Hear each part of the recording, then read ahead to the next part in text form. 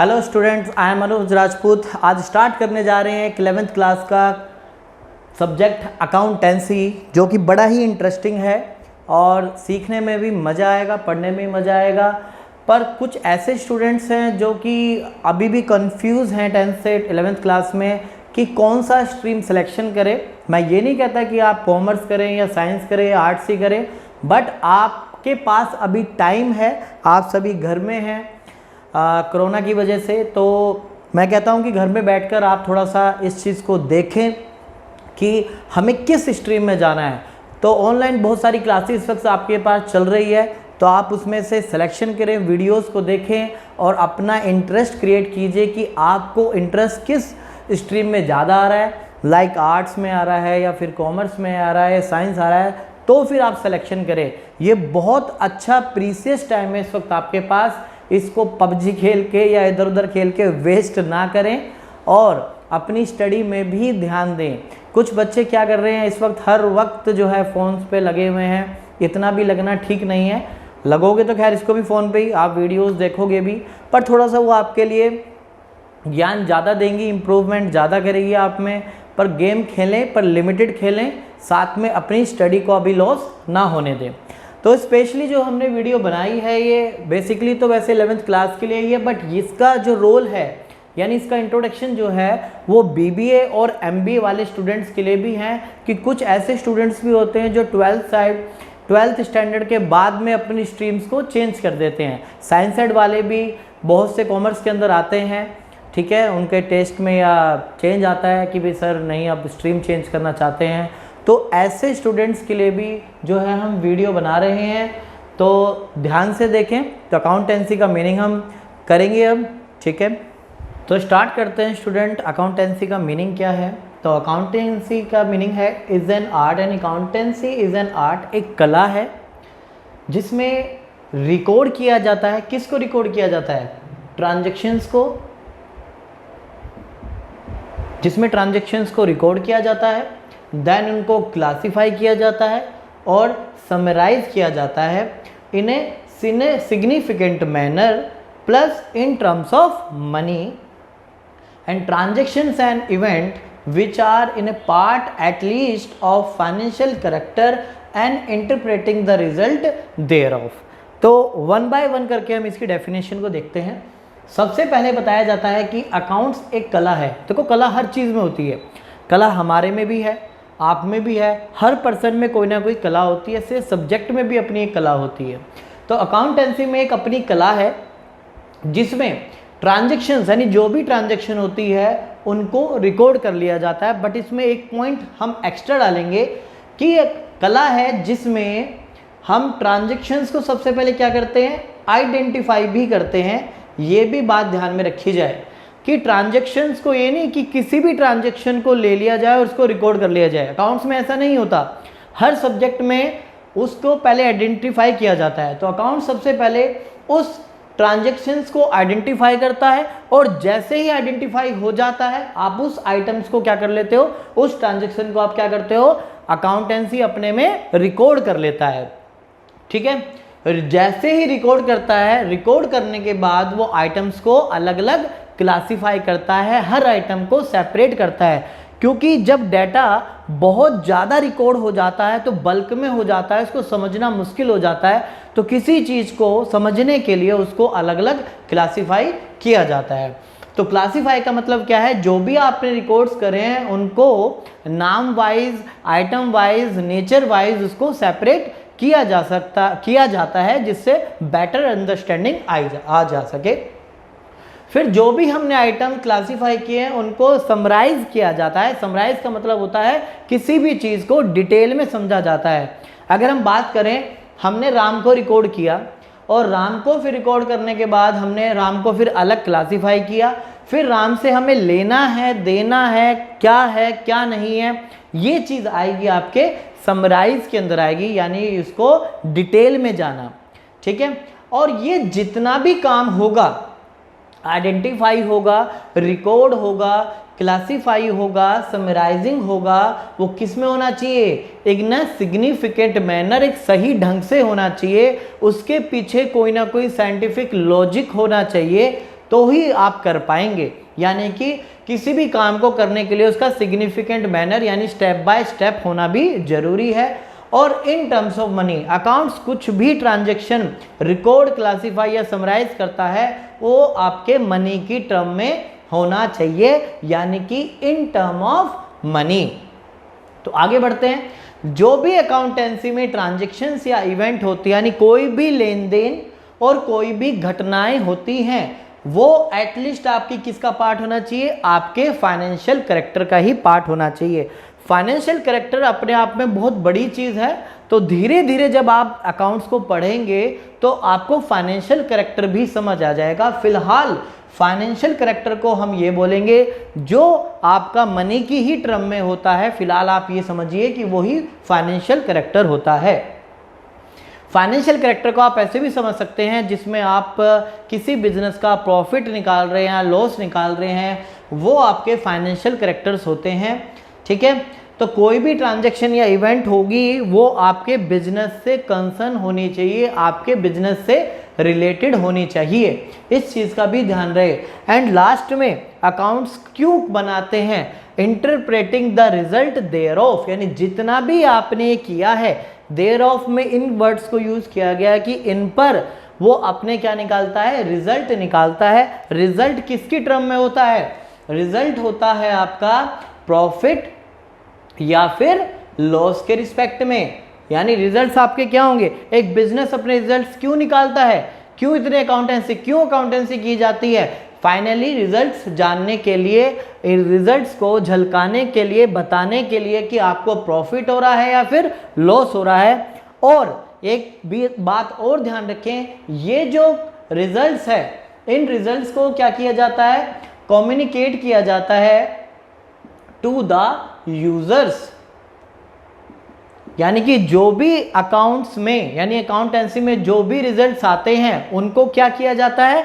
Communicate किया जाता है। किसको किया जाता है कम्युनिकेट्स? जो अकाउंट्स को यूज करते हैं। जैसे अकाउंट्स को कौन यूज करते हैं? ओनर भी यूज करता है, मैनेजमेंट भी यूज करता है, पैसे जो बिजनेस में लगाते हैं इन्वेस्टर्स वो भी यूजर्स ही आते हैं।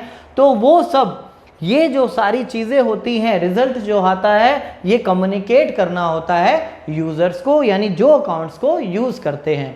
फिर एक बार और देखते हैं, ध्यान से देखिएगा अकाउंटेंसी है क्या। मैं आपको एक बात बताता हूँ। बहुत पहले जब आपने देखा होगा भारत के अंदर पहले मुनीम लोग हुआ करते थे जो खातों का हिसाब किताब रखा करते थे। बड़े बड़े जमींदारों या बड़े बड़े जो भी लैंडलॉर्ड हुआ करते थे उनके हिसाब मुनीम लोग करते थे। पर मुनीम का जो हिसाब था या तो वो मुनीम ही देख पाता था या फिर मुनीम के बच्चे या उससे रिलेटेड जो दूसरे मुनीम होते थे वो ही इन हिसाबों को देख पाते थे। नॉर्मल पर्सन इनके हिसाबों को नहीं देख पाता था। फिर दूसरी बात, ये मुनीम के जो काम हुआ करते थे बड़े कॉम्प्लिकेटिव हुआ करते थे। इसके पीछे कोई अच्छा सिस्टम नहीं था, अच्छा कोई सिग्निफिकेंट मैनर नहीं था जिसको हम अच्छा बोल पाएँ। भारत के आज़ाद होने के बाद हमें ये महसूस हुआ कि हमारे जो इंपोर्ट एक्सपोर्ट है दूसरे देशों से होने लग गया। तो वहाँ भी क्या आप मुनीमों को बिठाते? क्या मुनीम ही ये काम करते? नहीं, हमें एक बहुत अच्छे सेटअप की ज़रूरत थी जो कि आपको सही रिज़ल्ट दे पाए। तो उस वक्त हमने अकाउंटेंसी को चूज़ किया, जो कि आज भी हमारे देश में वही अकाउंटेंसी की जाती है जो कि आपके इंग्लैंड के अंदर होती है। सेम हमने वहीं से ही कॉपी किया था स्टार्टिंग में। अब उनमें अमेंडमेंट्स होती गई, चेंजेस होते गए, बाकी बेस आपका वही है जो सेम उस टाइम में इंग्लैंड वाले किया करते थे अकाउंट्स अपने, वैसे ही हमने सेम वही अकाउंट्स हमने यहाँ पर स्टार्ट किए। तो अकाउंटेंसी जो है एक आर्ट है, कला है, जिसमें सबसे पहले आइडेंटिफाई किया जाता है ट्रांजैक्शंस को। जैसे ही ट्रांजैक्शन आइडेंटिफाई होती है उनको क्या किया जाता है? बुक्स में रिकॉर्ड किया जाता है और देन उसको अलग अलग क्लासीफाई किया जाता है, क्योंकि डाटा बहुत बल्क में हो जाता है और उसको समझने के लिए हमें उसको सेपरेट करना है। तो सेपरेट करना ही क्लासीफाई करता है। देन ट्रांजैक्शन को समराइज किया जाता है, डिटेल में समझा जाता है, और ये जो भी होता है in a significant manner plus in terms of money, यानी कि मॉनेटरी टर्म में ये रिकॉर्ड होता है, यानी अकाउंट्स में कोई भी ट्रांजेक्शन या इवेंट होंगे वो मनी की ही टर्म में रिकॉर्ड किया जाएंगे और वो फाइनेंशियल कैरेक्टर के भी होने चाहिए। एंड फाइनली हम उन पर क्या इंटरप्रेट करते हैं, रिजल्ट्स निकालते हैं। रिजल्ट्स आपके इन रिस्पेक्ट्स ऑफ प्रॉफिट और लॉस होते हैं, और ये प्रॉफिट लॉस जो भी रिजल्ट्स होते हैं अकाउंट्स इनको कम्युनिकेट करता है किसको, यूजर्स को, जो अकाउंट्स को यूज करते हैं। दूसरी बात, अब हमने इन वर्ड्स को अगर आप ऐड करते हो तो यही अकाउंटेंसी का मीनिंग आता है। अकाउंटेंसी के मीनिंग पढ़ने से आपको अकाउंट्स नहीं आ जाती, अकाउंट्स को सीखने के लिए आपको प्रॉपर पूरी 11th स्टैंडर्ड की पूरी अकाउंट्स पढ़नी होगी एंड तक, जब जाके आपको अकाउंटेंसी का मीनिंग क्लियर होगा। एक बात और, अकाउंटेंसी जो है एक ऐसा सब्जेक्ट है जिसमें आपका रुचि आपकी बहुत ज़्यादा भी बन सकती है और आप इससे दूर भी हट सकते हैं। ये आपको पढ़ाने वाले और थोड़ा सा आप में इंटरेस्ट लेने का बड़ा मैटर करता है। तो आप जितना इंटरेस्ट लेके पढ़ेंगे तो ये सब्जेक्ट उतना ही ईजी होगा, ठीक है। तो अब सबसे पहली बात ये आती है कि अभी मैंने ये बोला आपको कि अकाउंटेंसी का मीनिंग पढ़ने से आपको अकाउंटेंसी नहीं आएगी, ये जस्ट आपको इसका ओवरव्यू पता लगेगा कि अकाउंटेंसी होती क्या है, ठीक है। तो आपको अकाउंटेंसी मीनिंग पढ़ने से नहीं आ जाएगी। तो बात करते हैं जैसे कि रिकॉर्ड किया, तो रिकॉर्ड क्या है, रिकॉर्ड हमें क्या पता किससे रिकॉर्ड होता है। तो आप ये सीखेंगे आगे जाके कि रिकॉर्ड कैसे किया जाता है, कैसे क्लासिफाई किया जाता है, कैसे समराइज किया जाता है। तो जैसे जैसे आप स्टडी करते जाएंगे तो आपको ये भी साथ में पता लगेगा कि रिकॉर्ड कैसे करते हैं, क्लासिफाई कैसे करते हैं और समराइज कैसे करते हैं। मैं आपको इसको सिखाने का बेस्ट तरीका समझाता हूँ, तो ध्यान से देखिएगा। इस मेथड में अकाउंटेंसी बिल्कुल सेम होती है कबाड़ी वाले की तरह। आपने कबाड़ी वाला देखा होगा, कबाड़ी वाले भी क्या है, कबाड़ी, क्या आप कबाड़ी का काम कर सकते हैं, हर कोई नहीं कर सकता। तो कबाड़ी के अंदर एक क्या है, कला है। क्या कबाड़ी वाला आपसे हर चीज़ें ले लेता है, नहीं, वो भी सबसे पहले क्या करता है, आइडेंटिफाई करता है जो भी उसके साथ में लेन देन होते हैं। आपने देखा होगा बुक्स के कवर जो होते हैं, गत्ता जो होता है कबाड़ी नहीं लेता, वो फाड़ देता है और साइड में रख देता है, अंदर का मटेरियल ही लेता है। यानी वो क्या कर रहा है, अपने लेन देन को आइडेंटिफाई कर रहा है, हर चीज़ें आपसे नहीं लेता। फिर उनको क्या करता है, वो रिकॉर्ड करता है। कहाँ रिकॉर्ड करता है, अपने थैलों में। आपने देखा होगा कबाड़िया भी जो होता है अपने पास अलग अलग थैले रखता है, जिसमें कांच की बोतलें अलग रखता है, लोहे अलग अलग रखता है और प्लास्टिक अलग रखता है। तो वो भी अपने लेन देन को क्या कर रहा है, रिकॉर्ड कर रहा है। किसमें, अपने झोलों में, अपने थैलों में। फिर यानी इसको अलग अलग कर रहा है ना, अपने थैलों में रखा उन्होंने, वो तो रिकॉर्ड कर दिया, और अलग अलग रखा, एक थैला प्लास्टिक का, एक थैला आपका अलग चीज़ का, एक थैला आपका अलग चीज़ का। तो क्या कर रहा है वो कर रहा है उन लेन देन को अलग अलग क्लासिफाई कर रहा है, सेपरेट रखता जा रहा है। फिर वो भी हिसाब लगाता है, समराइज करता है कि किससे कितना लिया और किसको दिया, क्योंकि कबाड़ी वाला आपसे लेता है और आगे जाकर एक बड़े वाले कबाड़िया को बेचता है। तो वो भी डिटेल में जाता है कि मैंने प्लास्टिक के बदले में कितना दिया, कितना बेचा, ये सारे हिसाब वो भी लगाता है। और सारे काम किस में करता है, वो भी एक सिग्निफिकेंट मैनर में करता है, स्टेप बाय स्टेप करता है। और किस में करता है, मनी की ही टर्म में करता है। कुछ पर ऐसे कबाड़िया भी हैं जो मनी की टर्म में नहीं भी करते। कुछ ऐसे कबाड़िया हैं जो आपसे तौल में चीज़ें लेते हैं और बदले में आपको जैसे कप दे देते हैं, गिलासेस दे देते हैं, बहुत सारी ऐसी चीज़ें होती हैं। बट आजकल ऐसे कबाड़िया कम मिलते हैं। तो आजकल जो जितने भी कबाड़ी हों मनी की टर्म में ही चलते हैं। तो आगे करते हैं बात, फाइनली वो भी किस लिए काम कर रहा है, वो भी चाहता है अपना रिजल्ट देखना, प्रॉफिट लॉस। तो लास्ट में वो भी हिसाब लगाता है कि मैंने कितने पैसे दिए और मुझे कितने पैसे मिले।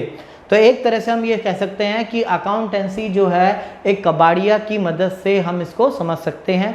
तो अकाउंटेंसी इज़ एन आर्ट, एक कला है जिसमें लेन देन को क्या किया जाता है, पहचान की जाती है, आइडेंटिफाई किया जाता है। आइडेंटिफाई जैसे ही होता है हम इसको रिकॉर्ड कर लेते हैं। रिकॉर्ड करने के बाद इनको हम अलग अलग क्लासिफाई करते हैं, उसको समराइज करते हैं, डिटेल में समझते हैं, सिग्निफिकेंट मैनर में और मनी की ही टर्म में। ट्रांजैक्शन जितने भी इवेंट्स होते हैं वो सारे फाइनेंशियल कैरेक्टर के होने चाहिए। और फाइनली हम उस पर क्या निकालते हैं, रिजल्ट निकालते हैं। और रिजल्ट्स आपके दो ही चीज़ में होते हैं, या तो प्रॉफिट होगा या फिर लॉस होगा। और ये प्रॉफिट लॉस जो है हम यूजर्स को कम्युनिकेट करते हैं। तो आगे चलते हैं। अकाउंट्स के और टॉपिक की ओर। सो स्टूडेंट्स, आगे हम स्टार्ट करते हैं कि कितनी तरह की ब्रांच होती है अकाउंटिंग की, यानी branch of accounting, different branch of accounting. Accounting कोई सीमित नहीं है, अकाउंटिंग कोई एक ही तरह की नहीं होती, अकाउंटिंग बहुत तरह की से होती है, जिसमें 11th स्टैंडर्ड में जो बताई जाती है वो 3 ही होती है, हालांकि इससे ज़्यादा भी होती है अकाउंटिंग के टाइप। तो फिलहाल हम जो है 3 अकाउंटिंग के बारे में स्टडी करते हैं। सबसे पहली होती है financial accounting, second is cost accounting and third is management accounting, जिसको मैनेजरियल अकाउंटिंग भी बोलते हैं। तो फर्स्ट जो फाइनेंशियल अकाउंटिंग है होती क्या है, ध्यान से स्टडी करना। एग्जाम में ये भी आता है कि 11th स्टैंडर्ड पे different types of branch, name the different branch of accounting, तो 1 मार्क का क्वेश्चन आ जाता है। तो आप यहाँ पर ये बोलेंगे 3 types of branch of accounting. तो पहला जो स्टार्ट करते हैं फाइनेंशियल अकाउंटिंग होता क्या है, तो ध्यान से सुनिए। जब कोई ट्रांजैक्शन हो जाती है, यानी कोई लेन देन जब हो जाते हैं, उनको जब रिकॉर्ड किया जाता है तो वो फाइनेंशियल अकाउंटिंग हो जाती है। जैसे कोई इवेंट लाइक परचेज या सेल आपने कर लिया, आपका कोई खर्चा हो गया, कोई आपने रिवेन्यू कर ली, तो होने के बाद जब आप उस ट्रांजैक्शंस को रिकॉर्ड करते हैं वो आपका फाइनेंशियल अकाउंटिंग कहलाती है, राइट।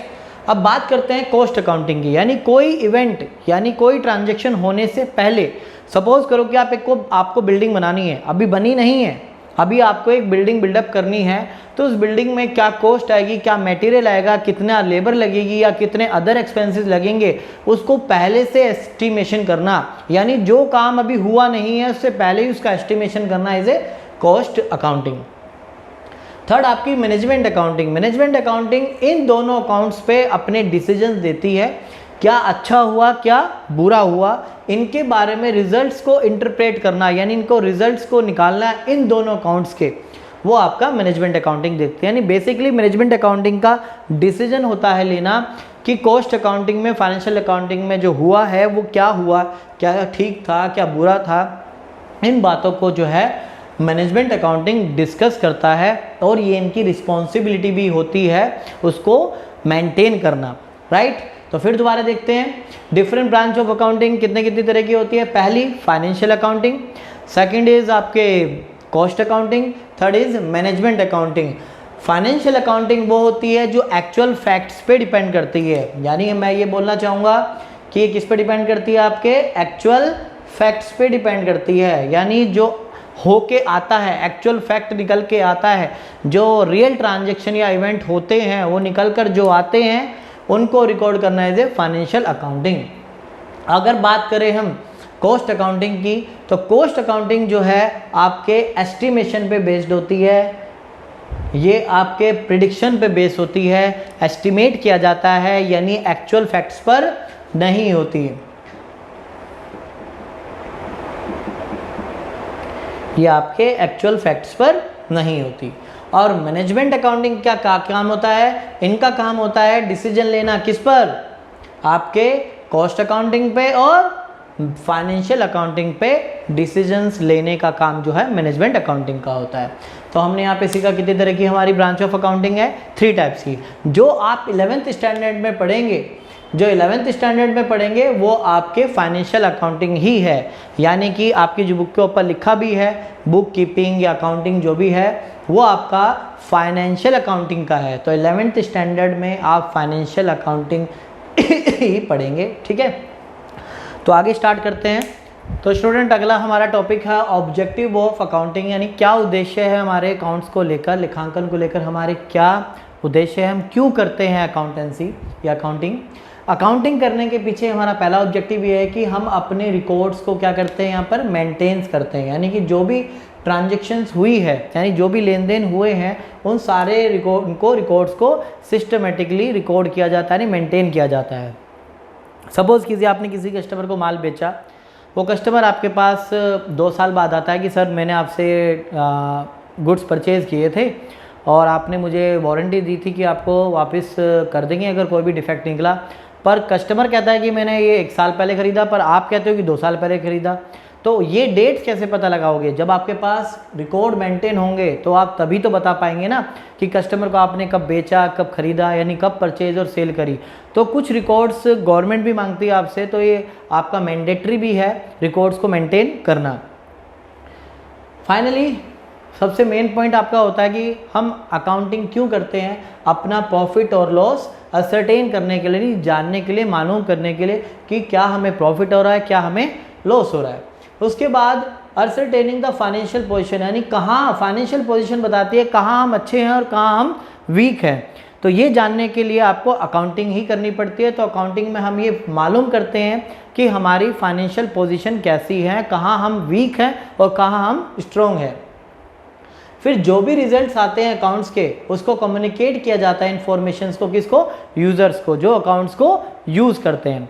इसके बारे में आगे बात करेंगे कि कौन अकाउंट्स के यूज़र्स होते हैं। और फ्रॉड से बचने के लिए कभी कभी क्या होता है कि अकाउंट्स में जो है हेरा फेरी ज़्यादा की जाती है, एम्प्लॉयज़ उसमें चोरी कर लेते हैं। तो फ्रॉड को पकड़ने के लिए भी आप क्या करते हैं? अकाउंट्स का यूज़ करता है। अकाउंट्स इसलिए बनाई जाती है कि फ्रॉडों से बचा जा सके, जो भी रिजल्ट्स आते हैं उनको यूज़र्स को बताया जा सके, अपनी फाइनेंशियल पोजीशन को जाना जा सके, कहाँ अच्छे हैं कहाँ बुरे हैं, ट्रांजैक्शंस को रिकॉर्ड करने के लिए, और फाइनली आपका प्रॉफिट और लॉस जानने के लिए हम जो है अकाउंट्स बनाते हैं। तो हमारा मेन ऑब्जेक्टिव अकाउंट्स को बनाने का ये है। पहला, ट्रांजैक्शंस को रिकॉर्ड करना, प्रॉफिट या लॉस जानना, अपनी पोजीशन चेक करना, कहाँ हम अच्छे हैं कहाँ हम बुरे हैं, और जो भी आपने कैलकुलेट किया है अकाउंटिंग में उसको, रिजल्ट्स को यूज़र्स तक कम्युनिकेट करना, और फ्रॉड से बचाने के लिए हम अकाउंट्स का यूज़ करते हैं। ठीक है, तो अगला टॉपिक है लिमिटेशन ऑफ अकाउंटेंसी, यानी कहाँ अकाउंट्स का दायरा सीमित होता है, कौन कौन से ऐसे एरियाज़ हैं जहाँ पे अकाउंटेंसी लिमिटेड हो जाती है। तो सबसे पहले बात करते हैं, देखो लिमिटेशन हर चीज़ की होती है, हर चीज़ के एडवांटेज भी होते हैं तो साथ में उसके कुछ डिसएडवांटेजेस भी होते हैं। तो ऐसे ही हमारे अकाउंटेंसी की भी अपनी लिमिटेशंस हैं, कुछ चीज़ों पे जाकर इसका भी अपना एक दायरा है। पहला, रिकॉर्ड ओनली मॉनेटरी ट्रांजैक्शन, यानी अकाउंट्स खाली मॉनेटरी ट्रांजैक्शन रिकॉर्ड करता है, नॉन मॉनेटरी ट्रांजैक्शंस का यहाँ पे कोई लेने देना नहीं है। तो हम ये इसकी पहली लिमिटेशन है कि रिकॉर्ड ओनली मॉनेटरी ट्रांजैक्शन, यानी ये इग्नोर करता है नॉन मॉनेटरी एस्पेक्ट्स, यानी नॉन मॉनेटरी ट्रांजैक्शन नहीं रिकॉर्ड करता। इग्नोर करता है प्राइस लेवल चेंजेस। सपोज कीजिए कि आज आपने एक परचेज करी लैंड, एग्जांपल लेते हैं कि 2002 में आपने एक परचेज की लैंड जिसका अमाउंट है 10 लाख, राइट।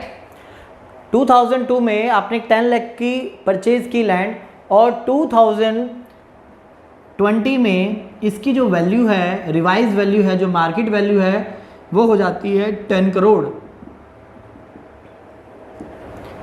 तो अपने अकाउंट्स के अंदर हम खाली 10 लाख ही रिकॉर्ड करेंगे, ना कि 10 करोड़।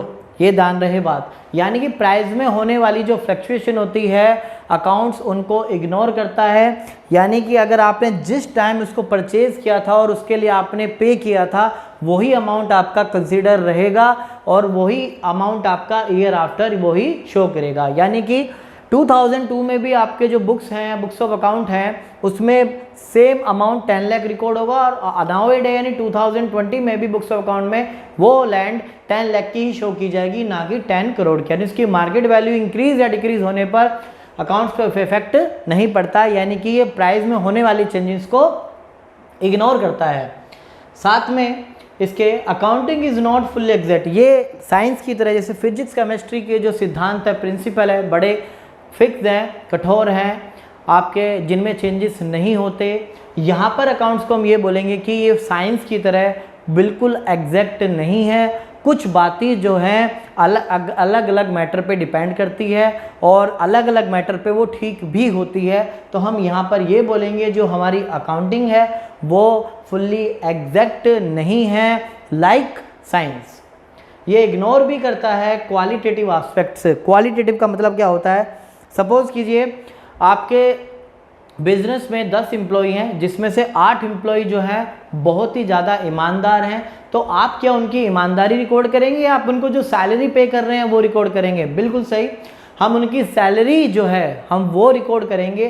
तो salary is a quantitative aspects, और ईमानदारी, इंटीग्रिटी, विश्वास, ये सब जो चीज़ें हैं ये हैं क्वालिटेटिव एस्पेक्ट्स। तो अकाउंट्स जो है क्वालिटी एलिमेंट्स इग्नोर करता है, इमोशंस, ये चीज़ें, ठीक है, ये चीज़ें रिकॉर्ड नहीं की जाती, राइट। इसके बाद अकाउंटिंग में leads to window dressing. Window dressing की बात करें, आपने सुना होगा विंडो शॉपिंग, सुना है कभी विंडो शॉपिंग? विंडो शॉपिंग में बताता हूँ। ज़्यादातर आपने देखा होगा संडे मार्केट में औरतें जाती हैं और विंडो शॉपिंग करती हैं, लड़की जाती हैं विंडो शॉपिंग करते हैं। विंडो शॉपिंग का मीनिंग क्या है? पूछेंगी भैया कितने का दिया है, कितने का नहीं दिया है, पूछेंगी और आगे चल लेंगे। यानी खरीदना नहीं है पर दिखावा कर रही हैं कि खरीदना है। एट द एंड में वो छोले भटूरे ही खा के आती हैं, ठीक है। पर यहाँ पर अकाउंट्स में क्या है, विंडो ड्रेसिंग का मतलब ये है दिखावटी, यानी अकाउंट्स में क्या होता है कभी कभी उसको दिखावे से अलग प्रेजेंट किया जाता है, यानी कि वीक पोजीशन को भी बेटर पोजीशन में कन्वर्ट करना is a window dressing. Window dressing का एग्जैक्ट मीनिंग है दिखावा करना, यानी कि अकाउंट्स हैं कुछ और आपने इसको प्रेजेंट किया कुछ और, ये है आपका विंडो ड्रेसिंग। कई बार अकाउंटेंट जो है इसको विंडो ड्रेसिंग का भरपूर यूज़ करते हैं, अकाउंट्स को बेटर दिखाने के लिए यूज़ करते हैं जिससे लोन लिया जा सके बैंक से। तो विंडो ड्रेसिंग देखा जाए तो एक गलत चीज़ है, नहीं करनी चाहिए। तो अकाउंट को या लिमिटेशन में आपका विंडो ड्रेसिंग भी कवर अप होता है, राइट। तो लिमिटेशन में सबसे पहला ये है कि रिकॉर्ड किए जाते हैं ओनली मनी की ही ट्रांजेक्शन। दूसरा, प्राइस में होने वाले चेंजेस को रिकॉर्ड नहीं किया जाता। साइंस अकाउंटेंसी जो है वो साइंस की तरह बिल्कुल एग्जैक्ट नहीं है, इग्नोर करता है, क्वालिटेटिव एस्पेक्ट्स नहीं दिखाता। और आपके सबसे लास्ट विंडो ड्रेसिंग का भी यहाँ पर यूज़ किया जाता है अकाउंट्स को मैनिपुलेट करने के लिए, ठीक है, भ्रमित करने के लिए उनको अलग दिखाया जाता है। अगले कंसेप्ट की ओर चलते हैं। अच्छा, तो स्टूडेंट्स हमने एक बात देखी है कि हमने बार बार देखा है एक वर्ड बड़ा यूज़ होता है, यूज़र्स ऑफ अकाउंटिंग इन्फॉर्मेशन, यानी अकाउंट्स को कौन कौन यूज़ करता है। तो अकाउंट्स के यूज़ करने के दो हैं। अगर बिजनेस के साइड में देखा जाए तो कुछ इंटरनल यूज़र्स होते हैं और कुछ बाहर के यूज़र्स होते हैं जिनको एक्सटर्नल यूज़र्स किया जाता है। तो इंटरनल यूज़र्स कौन कौन होते हैं? ऑनर क्यों अकाउंट्स की यूज़ करता है? भैया इसको पता लगाना है कि मेरा प्रॉफिट हो रहा है या फिर लॉस हो रहा है। मैनेजमेंट को अपना डिसीजन लेना है कि बिजनेस अच्छे से चल रहा है या नहीं चल रहा है। अगर लॉस आता है तो उसको कैसे सही किया जाए, प्रॉफिट आता है तो प्रॉफिट को और कैसे बढ़ाया जा सके। एम्प्लॉय क्यों अकाउंट्स को यूज़ करता है? ये बड़ा इंपॉर्टेंट फैक्टर है। एम्प्लॉयज़ को सैलरी मिल रही है 15,000 पर बुक्स ऑफ अकाउंट में दिखाया जा रहा है 20,000। दैट मीन्स उनसे चीटिंग की जा रही है, 5,000 उनको छुपाया जा रहा है।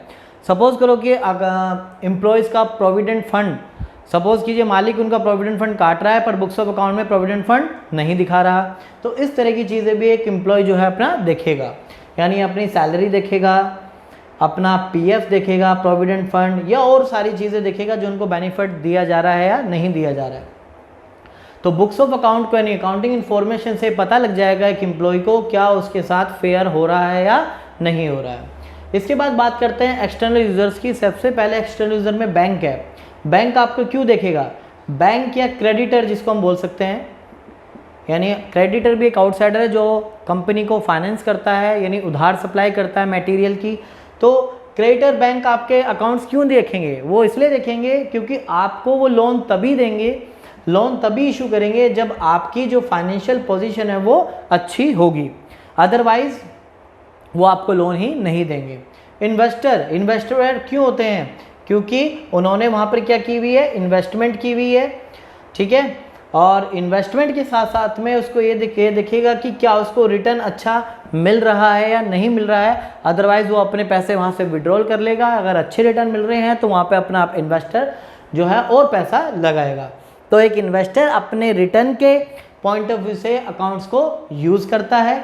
बैंक अपने लोन के पॉइंट ऑफ से देखता है कि मेरे लोन की रिकवरी हो पाएगी या नहीं हो पाएगी, और फाइनली गवर्नमेंट जो देखता है वो अपने टैक्स को देखता है। जो टैक्स है वो डिपेंड करता है प्रॉफिट और लॉस को दिखाने पर, क्या मालिक ने प्रॉफिट या लॉस सही, यानी मैनेजमेंट ने प्रॉफिट या लॉस सही दिखाया है या नहीं दिखाया है। अगर प्रॉफिट कम दिखाया है तो गवर्नमेंट को टैक्स की जो रिवेन्यू है वो कम मिलेगी और गवर्नमेंट को नुकसान होगा। तो इसलिए गवर्नमेंट भी हमेशा अकाउंट्स को यूज़ करता है एज ए यूज़र्स। तो अलग अलग यूज़र्स का अलग अलग मोटिव है यूज़ करने का। तो यहाँ पर अकाउंटिंग फॉर्मेशन यूज़र्स को क्या क्या बताती है, दो तरह के यूज़र्स हैं, इंटरनल यूज़र्स और एक्सटर्नल यूज़र। इंटरनल यानी जो बिजनेस के अंदर के बंदे हैं, मालिक प्रॉफिट और लॉस के रिगार्डिंग में अकाउंट्स को यूज़ करता है। मैनेजमेंट डिसीजन के रिगार्डिंग में यूज़ करता है। एम्प्लॉय सैलरी प्रोविडेंट फंड उसको प्रॉपर मिल रहे हैं नहीं मिल रहे, जितने बुक्स में दिखाए गए हैं उसके अकॉर्डिंग मिल रहे हैं नहीं मिल रहे हैं। क्रेडिटर और बैंक्स लोन के रिगार्डिंग में देखता है।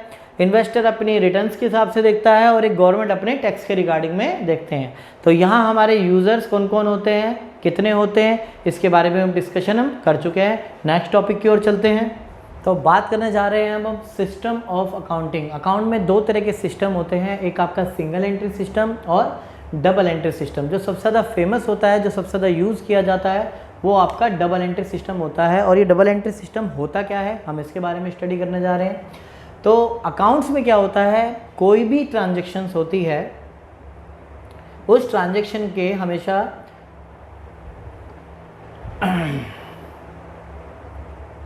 उस ट्रांजैक्शन के हमेशा टू एस्पेक्ट्स होते हैं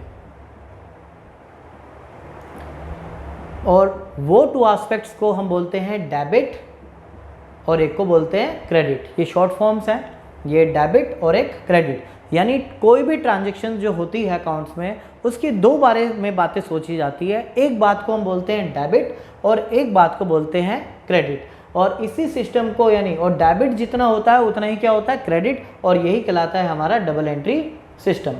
फिर दोबारा से बात ध्यान से सुने, जो भी ट्रांजैक्शंस कोई भी बिजनेस में ट्रांजैक्शंस होती है उसके टू एस्पेक्ट्स होते हैं, यानी टू फैक्ट्स होते हैं, दो बातें होती हैं। और वो दो बातें होती हैं डेबिट और क्रेडिट। और डेबिट इक्वल्स टू क्रेडिट होता है, क्रेडिट इक्वल्स टू डेबिट, यानी डेबिट क्रेडिट हमेशा बराबर होते हैं। डेबिट क्रेडिट होते क्या हैं इसके बारे में हम आगे बात करेंगे। फिलहाल आप ये बात सोचिए कि अकाउंट्स में कोई भी जो ट्रांजैक्शंस होती हैं उसमें दो बातें होती हैं, यानी टू एस्पेक्ट्स होती है। एक एस्पेक्ट्स को बोलते हैं हम डेबिट और दूसरी बात को हम बोलते हैं क्रेडिट। और डेबिट हमेशा क्रेडिट के बराबर होता है या क्रेडिट हमेशा डेबिट के बराबर होता है।